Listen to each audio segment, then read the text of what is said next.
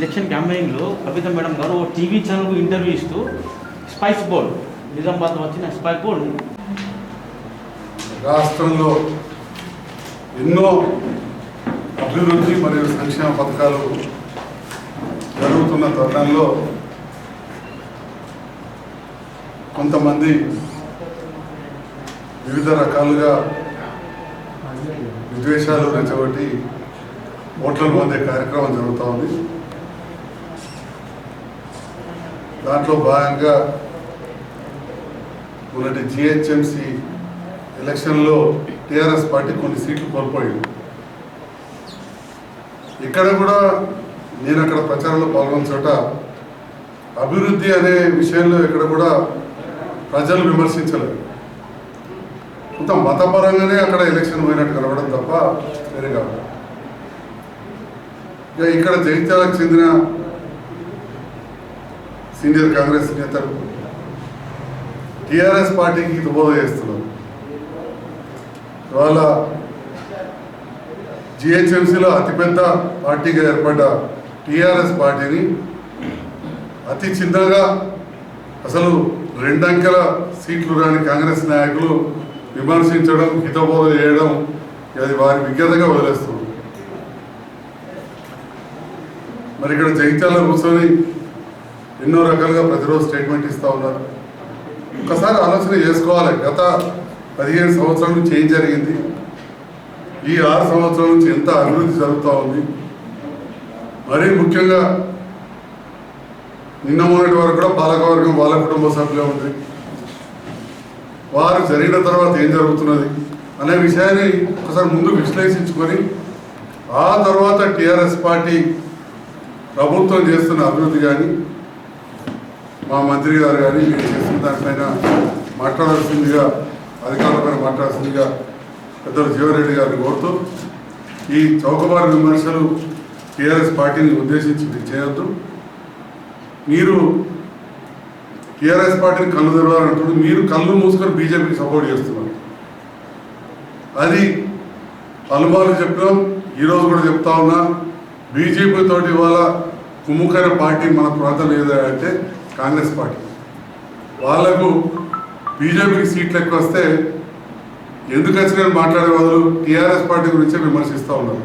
అంటే ఎంతో వీరికి ప్రభుత్వం పనిచేస్తుంది, మంచి పేరు రావద్దు, టీఆర్ఎస్ పార్టీని విమర్శించాలనే ఆలోచన తప్ప, కల్వకుంట్ల చంద్రశేఖరరావు గారిని విమర్శించాలనే ఆలోచన తప్ప, ఒక జాతీయ పార్టీ అయ్యుండి జాతీయ పార్టీలో కొట్లాడుతూ జగిత్యాలలో మాత్రం వాళ్ళు ఒకటవుతున్నారు. దీనికి నిదర్శనం నిన్నటి ప్రెస్ స్టేట్మెంట్ కూడా ఇవాళ వచ్చింది. జిహెచ్ఎంసీ ఎన్నికల తర్వాత కాంగ్రెస్ పార్టీ టీఆర్ఎస్ పార్టీ కలవరు. దానికి ఏమైనా అర్థం ఉన్నదా? మరి వీరినేమో చాలా పెద్ద నాయకులుగా మాట్లాడుతారు, పెద్దలే. అంటే మీకు ఢిల్లీలో ఒక రాజనీతి, జగిత్యాలలో ఒక రాజనీతి. జగిత్యాల జిల్లా, కరీంనగర్ జిల్లాకి వస్తే వరకు మీ కాంగ్రెస్ నాయకులు చేసేది బీజేపీతో కుమ్ముకాయలు. ఇప్పుడు ఇక్కడ నుంచి పోయి జిహెచ్ఎంసీలో కూడా అదే పరిస్థితి. జిహెచ్ఎంసీలో కూడా కుమ్ముకాయ. మీ ఓట్ల శాతం ఎంత వచ్చిందో, మీ సీట్లు ఎన్ని వచ్చినాయో ప్రజలందరూ చూసారు. 2 అంకెలు దానిగా కాదు, 2 వచ్చినాయి. 2 ఇవాళ వాళ్ళ రాష్ట్ర అధ్యక్షుడు లేడు. ఆ జాతీయ అధ్యక్షుడు ఎవరో ఇంతవరకైతే చాలామందికి తెలియదు. నడవరాని వాడు, మాట్లాడరాని వాడు, చెవులు కనబడుతున్న వాడిని, కళ్ళు కనబడిన పెద్ద మనిషిని ఒక జాతీయ అధ్యక్షుని చేసి అట్లా పెట్టుకుని పోతుంది. దయచేసి కోరేది విమర్శలు మానండి, అభివృద్ధికి తోడ్పడండి అని చెప్పి నేను కాంగ్రెస్ నాయకులు కోరుతాను. మొన్న జరిగినటువంటి జిహెచ్ఎంసీ ఎన్నికల్లో టీఆర్ఎస్ పార్టీగా మేము అత్యధిక స్థానాలు సాధించినప్పటికీ వాస్తవంగా సాధించాలనుకున్నటువంటి స్థానాలను సాధించలేకపోయినామనేటువంటి విషయాన్ని మా వర్కింగ్ ప్రెసిడెంట్ కేటీఆర్ గారు ప్రజల ముఖంగా ప్రెస్ పరంగా ప్రజలకు తెలియజేయడం జరిగింది. అయితే ఎన్నికలు కొన్ని సందర్భాలలో ప్రతికూలమైన అనుకూలమైన ఫలితాలు రావడం అనేటువంటిది మనం చూస్తుంటాం.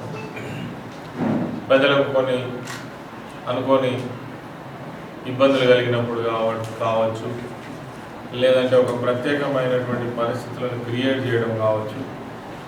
అటువంటి సందర్భాలలో రిజల్ట్స్ అటు ఇటు రావడం అనేటువంటిది జరుగుతూ ఉంది.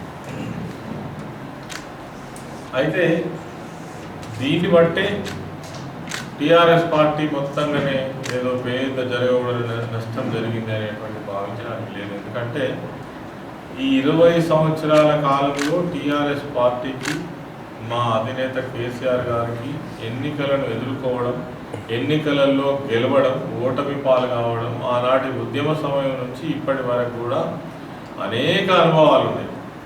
ఒక సందర్భంలో అయితే చాలా ఇబ్బంది పడ్డటువంటి సందర్భాలు ఉన్నాయి. 2009 కావచ్చు, 2008 బై ఎలక్షన్స్ కావచ్చు. అటువంటి చేదు అనుభవాలను చూసి మళ్ళీ తిరిగి నూతన ఉత్సాహంతో ముందుకు వచ్చినటువంటి సందర్భాలు ఎన్నో ఉన్నాయి. కాబట్టి జిహెచ్ఎంసీ ఎన్నికల్లో అసలు ఏం జరిగింది? వరదలు వచ్చినాయి. వరదలు వచ్చిన సందర్భంలో వరదలు అంటే దాదాపు నాకు తెలిసి ఒక 30-40 సంవత్సరాల నుంచి రానటువంటి వర్షాలు హైదరాబాద్ నగరంతో పాటు అనేక నగరాలలో కూడా వచ్చినాయి దేశంలో. వచ్చిన వెంటనే మరి ప్రభుత్వం స్పందించింది. ముఖ్యమంత్రి గారు వాళ్ళకు వెంటనే ఒక రిలీఫ్ ఇవ్వాలనే ఉద్దేశంతో మా పట్టణాభివృద్ధి శాఖ మంత్రి వర్గ కేటీఆర్ గారు ఒక 600 కోట్ల రూపాయలను వెంటనే రిలీజ్ చేసి ప్రత్యక్షంగా పరోక్షంగా ప్రజలకు అందేటువంటి సదుపాయం తీసుకురావడం జరిగింది. సరే, దానిలో కూడా ఆ అందించే సమయంలో కొన్ని చిన్న చిన్న లోపాలు కొన్ని జరిగి ఉండవచ్చు. ఎందుకంటే లక్షల మందికి ఇచ్చేటువంటి వ్యవస్థ కాబట్టి కొంతమంది సంతృప్తి చెందలేకపోవచ్చు. వారికి కూడా ఇస్తామని చెప్పేసి మళ్ళీ ప్రభుత్వం హామీ ఇవ్వడం జరిగింది. సరే, ఇవన్నీ ఒకెత్తు.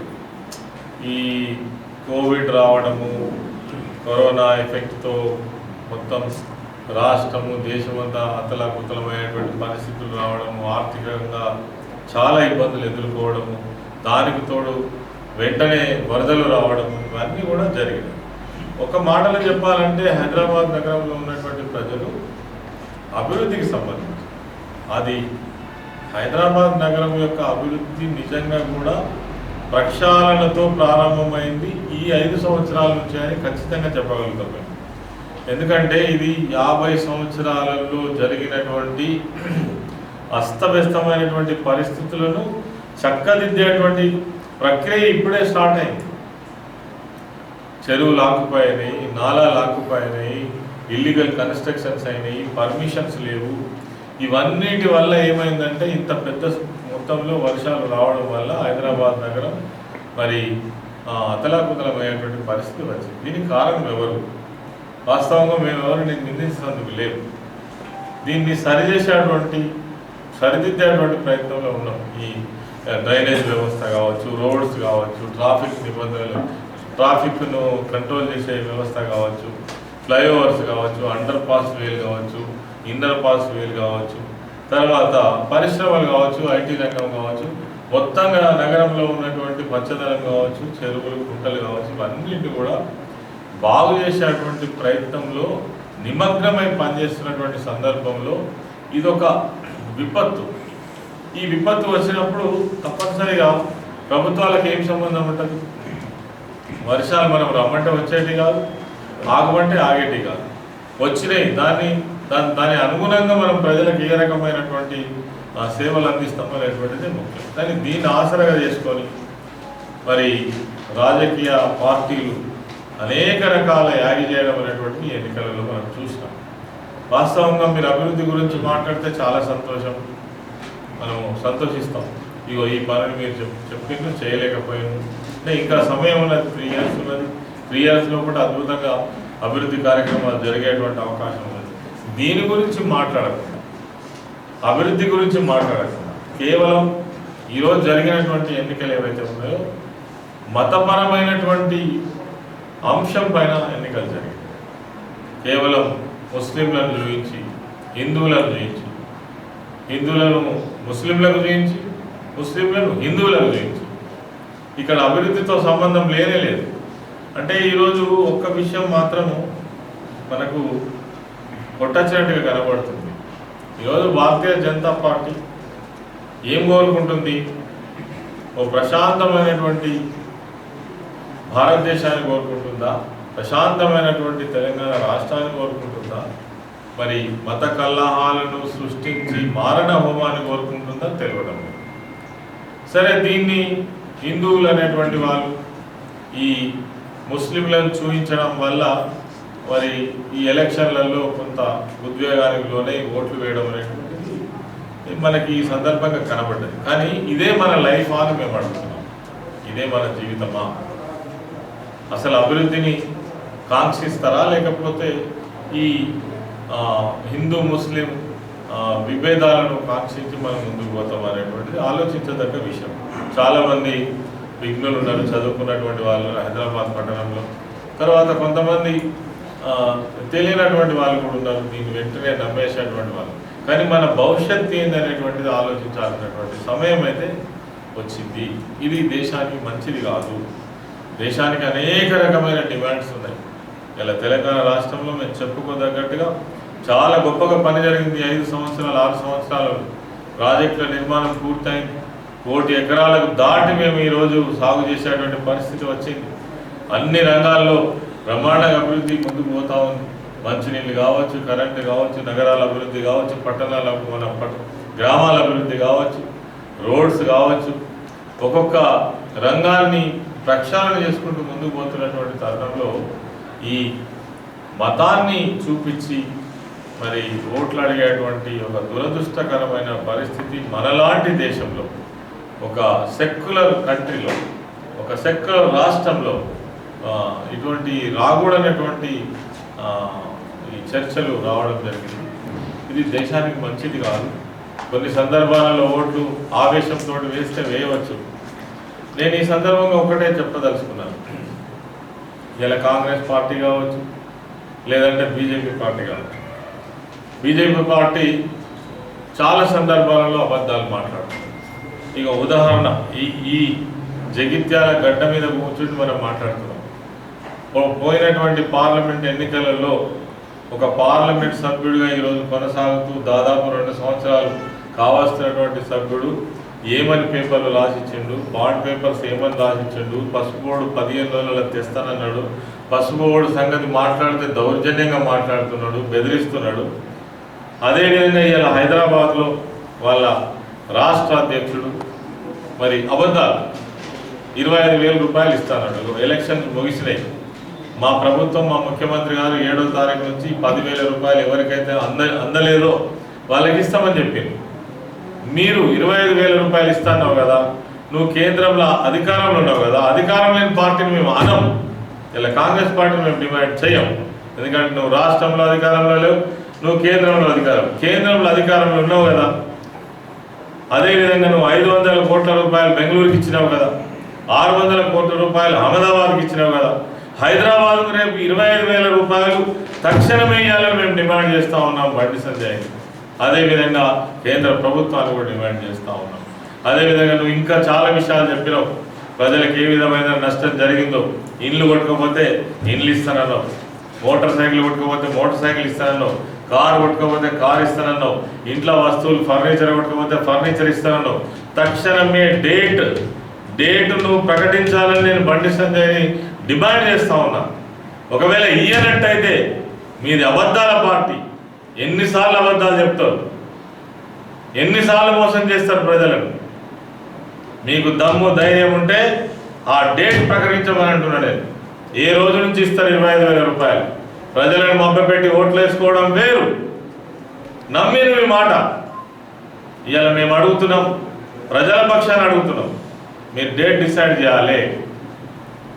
ఈ అబద్ధాలు మాట్లాడడం, రాజకీయాల కోసం అబద్ధాలు మాట్లాడు, ఓట్ల కోసం అబద్ధాలు మాట్లాడు, గెలుపు కోసం అబద్ధాలు మాట్లాడడం. మీరు నిజంగానే అబద్ధాలుగా ముందు మాట్లాడడం, మేము నిజమే మాట్లాడదామంటే ఈ ప్రక్రియ స్టార్ట్ కావాలి. ఎప్పటి నుంచి ఇస్తారు డేట్ చెప్పాలి.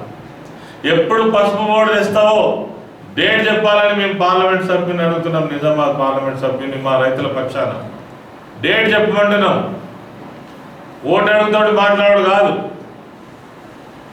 అందుకని రాజకీయాలలో గెలుపు ఓటములు సహజం.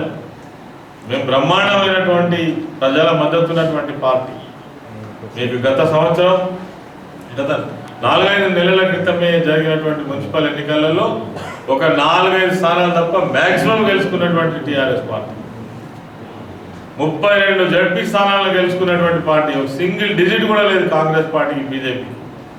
ఇలా ఒక్క స్థానం గెలవంగానే జిహెచ్ఎంసీలో కొన్ని మీరు మత విద్వేషాలు రెచ్చగొట్టి కొన్ని స్థానాలు గెలవంగానే చాలా పెద్దగా మాట్లాడు, విర్రగిపోడు, జీవన్ రెడ్డి లాంటి మనిషి మేము కూడా మా పాఠాలు నేర్చుకోవాలని మాట్లాడు. చాలా దురదృష్టం. మీరు పాఠాలు నేర్చుకోవాలి. మీ పార్టీ అడుగంటిపోయింది, దేశంలో లేదు, రాష్ట్రంలో లేదు, మాయమైపోయింది. ఈ రాష్ట్రంలో కూడా మీ రాష్ట్ర అధ్యక్షుడు రాజీనామా చేసిండు. జాతీయ స్థాయిలో మీకు అధ్యక్షుడు లేడు, మీకు పార్టీ లేదు. మీరు ఆలోచించుకోవాలి, మమ్మల్ని ఆలోచించుకోండి కాదు. మాది బలమైనటువంటి శక్తివంతమైన పార్టీ, 70 లక్షల మెంబర్షిప్ కలిగినటువంటి రాష్ట్ర స్థాయిలో అనేక మంది రాష్ట్ర నాయకులు, ఎమ్మెల్యేలు, జడ్పీ చైర్మన్లు, అనేక మంది కార్పొరేషన్ చైర్మన్లు, జడ్పీ మెంబర్లు, ఎంపీపీలు, మార్కెట్ కమిటీ చైర్మన్లు, బలమైనటువంటి శక్తివంతమైనటువంటి పార్టీ. మేము కాదు కళ్ళు తెరిచేది, కాంగ్రెస్ పార్టీ కళ్ళు తెరవాలి. బీజేపీ పార్టీ మేము డిమాండ్ చేస్తున్నాం, మీరు డేట్ ఏ రోజు నుంచి 25,000 రూపాయలు ఇస్తారో, ఈ వస్తువులు ఇస్తారో తప్పకుండా మీరు డేట్ డిక్లేర్ చేయాలని కోరుతా ఉన్నాం. ఎందుకంటే మీరు కేంద్రంలో అధికారంలో ఉన్నారు, వేరే రాష్ట్రాలకు డబ్బులు ఇచ్చారు. తెలంగాణ రాష్ట్రం కూడా మా గౌరవ ముఖ్యమంత్రి గారు లెటర్ రాశారు, 1,300 కోట్ల రూపాయలు ఈ వరద నష్టం ఇవ్వండి అని లెటర్ రాస్తే కూడా 13 పైసలు ఇవ్వకపోగా అబద్ధాలు మాట్లాడు ఓట్లు వేయించుకున్నారు కదా. రైట్, మీరే కావచ్చు, రైటే కావచ్చు, మీరు ప్రజలకు ఇచ్చిన మాట నిలబెట్టుకోమని మేము డిమాండ్ చేస్తున్నాము.